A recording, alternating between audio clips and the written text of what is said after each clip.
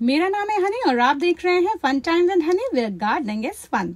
तो फ्रेंड्स, जैसे कि अब मॉनसून सीजन स्टार्ट हो गया है तो हम सब गार्डनर्स के लिए स्टार्ट हो गया है अपने प्लांट्स की रिपोर्टिंग और फर्टिलाइजर ऐड करने का टाइम। तो इसके लिए मैं आज आ गई हूँ गार्डन मार्ट, जहाँ हर तरह के fertilizers, manures, insecticide and pesticide available हैं। तो फर्टिलाइजर से रिलेटेड और ज्यादा इन्फॉर्मेशन के लिए मैं मिलवाती हूँ आपको गार्डन मार्ट के ओनर से, जो आपको अपने स्टोर में अवेलेबल सभी तरह के फर्टिलाइजर के बारे में बताएंगे और साथ में बताएंगे आपको कौन से फर्टिलाइजर को कब और कितना यूज करना है।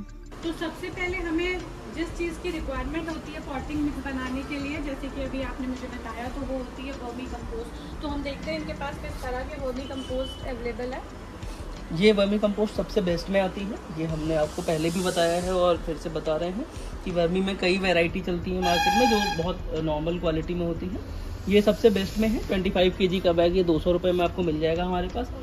और इसकी जगह बहुत सस्ते बैग्स भी हैं, लेकिन वो ओरिजिनल वर्मी नहीं होता तो बहुत अच्छा प्लांट में काम नहीं कर पाता। इसको मैंने भी यूज़ किया है, काफ़ी अच्छी वर्मी कंपोस्ट है ये, सुपर वर्मी कंपोस्ट। मैं भी अपने प्लांट्स में यूज़ करती हूँ इसका, मैं लेकर गई हूँ तो मैंने सोचा कि मैं अपने सब्सक्राइबर्स को भी बताऊँ। एंड और आपके पास इसके अलावा आप यूज़ कर सकते हैं जैसे बहुत बेसिक वर्मी कंपोस्ट ये आता है। ये नॉर्मल नई पॉटिंग सॉइल तैयार करते समय आप डाल सकते हैं मिट्टी के साथ। अगर कम प्लांट्स है या कम है तो आप छोटा पैक ले सकते हैं। इसके अलावा ये आता है इसमें वर्मी कंपोस्ट के साथ कुछ न्यूट्रिएंट्स मिक्स होते हैं। तो आप जो लोग 10-15 पौधे या कम पौधे रखते हैं उनके लिए ये भी कंप्लीट सॉल्यूशन है कि आप हर गमले में 100 ग्राम 150 ग्राम के हिसाब से आप डाल दो तो आपका प्लांट ग्रोथ बहुत अच्छा होता है। मिट्टी के साथ मिक्स करना होगा, इसमें आप डायरेक्ट प्लांट नहीं कर सकते। आपके ये जो फर्टिलाइजर्स हैं इनमें हम कौन से जो मानसून सीजन में हमारे प्लांट्स के लिए बहुत अच्छे रहेंगे? फर्टिलाइजर्स तो आप अलग अलग तरीके के कभी भी यूज़ कर सकते हैं। फिलहाल जो ज़्यादातर यूज़ करने लायक हैं ऑर्गेनिक फर्टिलाइजर्स हैं, जैसे सीवीड वगैरह आता है, आप लोग हमेशा वैसे भी यूज़ करते होंगे। ये सीवीड है या फंगीसाइड जो फंगीनोवा वगैरह होता है, ये सारे ऑर्गेनिक में फर्टिलाइजर्स हैं। इसकी जगह आप केमिकल में भी यूज़ कर सकते हो, काफ़ी आते हैं। जैसे आप ये सब बहुत बेसिक यूज़ करते होंगे, पर ज़्यादा अच्छा है कि आप ऑर्गेनिक फर्टिलाइज़र यूज़ करें, क्योंकि उससे प्लांट को भी कोई इफेक्ट नहीं पड़ता है, कोई नुकसान नहीं पहुँचता है। बाकी इसमें यूज़ करने लायक आपके बहुत सारे फर्टिलाइजर्स हैं ऑर्गेनिक में ही। देखिए आप, जैसे ये आता है रोज़ फूड, ये फ्लावर्स के लिए भी काफ़ी अच्छा होता है। जो सीजनल फ्लावर्स हैं, परमानेंट प्लांट्स हैं या फिर फ्रूट्स वाले प्लांट्स हैं, सबके लिए काफ़ी अच्छी चीज़ होती है। तो इसकी कितनी क्वांटिटी हमें देनी होती है अपने रोज़? मीडियम साइज़ के गमले में जो 8 से 10 इंच का गमला होता है, इसमें 2 चम्मच चाय वाला टीस्पून वो पड़ता है। आप पर प्लांट के हिसाब से दे सकते हैं। अगर बड़ा गमला या बड़ा प्लांट है तो उस हिसाब से मात्रा आप बढ़ा सकते हैं। ये आपके सारे लिक्विड फर्टिलाइजर्स हैं। इसमें लिक्विड है, मैं देख पा रही हूँ ये माइक्रोमील, ये माइक्रो न्यूट्रिएंट्स हैं जो आप नॉर्मली अलग अलग ब्रांड से या फिर केमिकल फॉर्मेट में यूज़ करते हैं। जो ऑर्गेनिक में है और काफ़ी अच्छा काम करता है नॉर्मल प्लांट्स में, फ्रूटिंग के लिए, शाइनिंग के लिए या फिर ग्रोथ के लिए। इसमें कई सारे न्यूट्रिएंट्स मिक्स होते हैं। आप इसको पानी के साथ मिला के यूज़ कर सकते हैं, क्रिस्टल फॉर्म में होता है। इसी तरह जैसे अभी कटिंग वगैरह का समय आ रहा है, अक्टूबर है, तो उसके लिए आप ये रूटेक्स यूज़ कर सकते हैं, जो रूटिंग हार्मोन है, जो ग्राफ्टिंग के लिए काफ़ी अच्छा होता है। ये एनपीके है। ये एनपीके में आपके अलग अलग रेशियो आते हैं। आप जैसा यूज़ करना चाहें, जैसे आपके प्लांट की नीड है। जैसे कुछ प्लांट होते हैं जो ग्रीन प्लांट है, शाइनिंग प्लांट है, उनके लिए इनका अलग रेशियो होता है। जैसे 13-0-45 है, इसमें फॉस्फोरस नहीं है। फॉस्फोरस जो फ्रूट्स के प्लांट्स होते हैं या वैसे होते हैं, उनके लिए ज़्यादा जरूरी होता है। तो वैसा एनपीके का अलग अलग रेशियो है। 12:1:0 है, 0:0:50 है, 19:19 है। वो आप प्लांट के हिसाब से यूज़ कर सकते हैं। वो जब भी आपको नीड होगी तो उस हिसाब से आपको सजेस्ट कर दिया जाएगा कि कौन सा चाहिए। उसके अलावा ये जैसे मैंने आपको सीवीड दिखाया था, उसी का ये ग्रैनुअल फॉर्म होता है। हाँ जी, तो दोनों का यूज़ एकदम सेम है, कोई फ़र्क नहीं है। उसको यूज़ करें आप या फिर इसको यूज़ करें। और इसके अलावा ये बोनमिल आता है ना। ये प्लांट्स में फ्रूटिंग और फ्लावरिंग के समय में यूज़ किया जाता है, जिससे फ्लावरिंग की क्वांटिटी बढ़ जाती है। इसे हम अपने पॉटिंग मिक्स में भी यूज़ करते हैं आजकल। जैसे फ्रूट वाले प्लांट्स हैं उन सब के लिए बोनमिल एंड नीम खली। आपके पास नीम खली अवेलेबल है, क्या प्राइस होगा उसका? नीम खली आपको 1 kg का पैकेट मिलेगा 40 रुपये का। वो ऐसे होता है, ये 1 kg का पैकेट आएगा नीम खली का, ये 40 रुपये पर kg होता है। इसके अलावा ये DAP है, इसका भी सेम प्राइस होता है 40 रुपये किलो। ये भी आप नॉर्मल प्लांट्स में या जो भी फ्लावरिंग प्लांट है सब में यूज़ कर सकते हैं। ताकत के लिए होता है। एक ब्लैक DAP भी आते हैं, दोनों का काम सेम होता है। ब्लैक बायो DAP होता है, वाइट वाला केमिकल DAP होता है। आप दोनों में से कोई भी यूज़ कर सकते हैं, प्लांट के लिए सेम काम करते हैं दोनों। इसके अलावा परलाइट आता है जो ड्रेनेज वगैरह में अच्छा काम करता है, ड्रेनेज के लिए पॉट में या फिर एरेशन में अच्छा काम करता है, उसके लिए होता है। जो भी हम अपने लाइक ऑर्नामेंटल प्लांट्स लगाते हैं, अच्छी ड्रेनेज चाहिए होती है, उसके लिए हम परलाइट यूज कर सकते हैं। वर्मिकुलाइट भी है आपके पास? हाँ जी, वर्मिकुलाइट मिलेगा। ये होता है जिप्सम। जिप्सम आप यूज़ कर सकते हैं। आपकी मिट्टी जैसे काफ़ी पुरानी हो जाती है तो फिर प्लांट में ग्रोथ नहीं आती, मिट्टी जमने लगती है, कंकड़ जैसी रहती है, तो उसमें आप जिप्सम यूज़ कर सकते हैं। इसमें कैल्शियम और सल्फर का कंटेंट है, जैसे कि मैं देख पा रही हूँ। हाँ जी, तो वो दोनों चीज़ों के लिए काम करता है, प्लांट ग्रोथ के लिए भी, मिट्टी के उपजाऊ बनाने के लिए भी। और ये क्या है? सार्थक ये ह्यूमिक पाउडर है, ये रूट डेवलपमेंट के लिए यूज़ करते हैं। ह्यूमिक पाउडर, ह्यूमिक एसिड जैसे आप यूज़ करते हैं उसके जैसे हम लिक्विड फॉर्म में भी यूज करते हैं या फिर पाउडर फॉर्म में भी यूज करते हैं। इनका बेसिक यूज जो होता है वो रूट डेवलपमेंट में जाता है।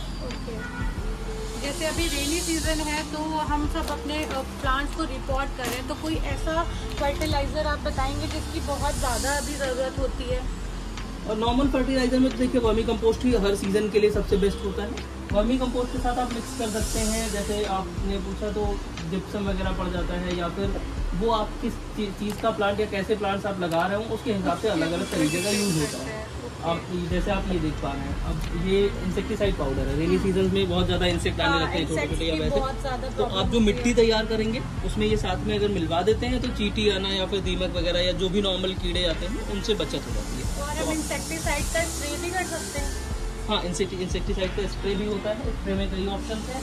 वैसे तो स्प्रे में आप नीम ऑयल यूज़ कर सकते हैं, ज़्यादा अच्छा रहता है। बाकी अगर इंसेक्ट्स लग चुके हैं या फिर ज़्यादा मात्रा में है तो फिर ये पेस्टिसाइड्स आते हैं, इस तरह के कुछ और वेरिएंट्स आते हैं, पर ये भी ओके होता है, सभी नॉर्मल प्लांट्स के लिए सबसे अच्छा है। आप क्या प्राइस होगा?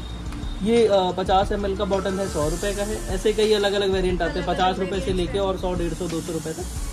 जैसा आपके प्लांट में कीड़ा है उस हिसाब से फिर वो सजेस्ट करके हम वैसा देते हैं, तो अलग अलग प्राइस पे आता है। पर आप बेसिकली पहले यूज़ कर लो नीम ऑयल, तो आपको कभी इसकी नीड नहीं पड़ेगी। हाँ, नीम ऑयल को हमें टाइमली स्प्रे करते रहना चाहिए ताकि उतने ज़्यादा इंसेक्ट्स और माइट्स ये सब हमारे प्लांट्स में ना लगे। इसके लिए आपको जो भी रिक्वायरमेंट है अभी मानसून सीजन के लिए अपने पॉटिंग मिक्स तैयार करने के लिए, तो आप यहाँ से परचेज कर सकते हैं।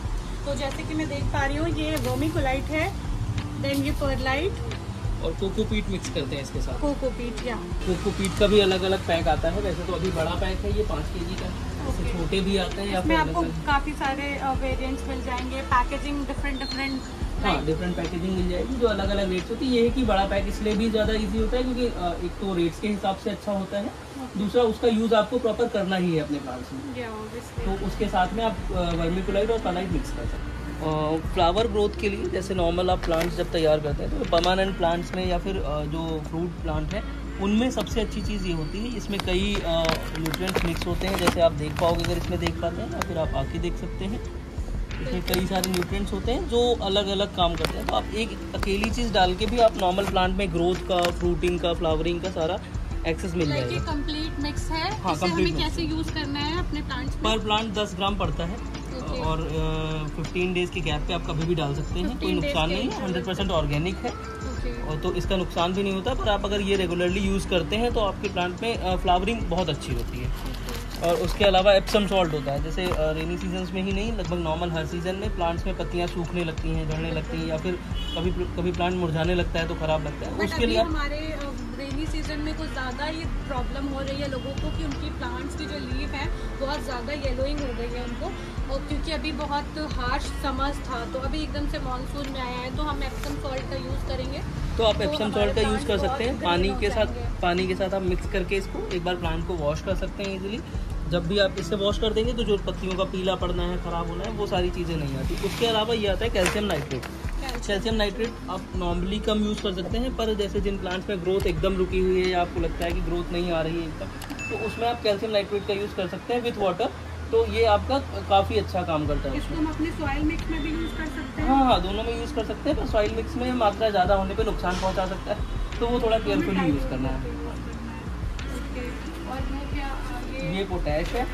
पोटैश होता है बेसिकली मिट्टी को मुलायम करने के लिए या मिट्टी को उपजाऊ बनाने के लिए, बाकी पत्तियों में शाइनिंग में, पत्तियों में जो छेद होने लगते हैं या पीलापन आता है उसको रोकने के लिए पोटैश होता है। तो आई होप गाइस आपको मेरी आज की वीडियो जरूर पसंद आई होगी। अगर पसंद आई हो तो जल्दी से मेरे चैनल को लाइक, शेयर एंड सब्सक्राइब कर दें और बेल आइकन को भी जरूर प्रेस कर दें ताकि मेरे आने वाली सारी लेटेस्ट वीडियोस की नोटिफिकेशन एंड अपडेट सबसे पहले आप तक पहुंच सके।